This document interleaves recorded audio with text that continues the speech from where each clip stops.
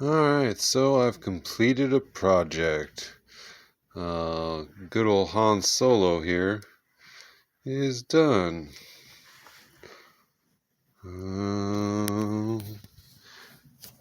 close-up of the hands, and the face. I realize it's not quite Harrison Ford, but it's human, and this is my interpretation of a character, not of an actor. We'll put it that way. Just because that's the cheap sellout, try and fail type of explanation. But yeah, I think it turned out quite well. And whether or not it looks like Harrison Ford, debatable. But yeah, it's good.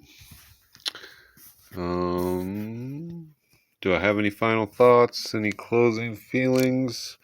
Nope. Keep your stick on the ice.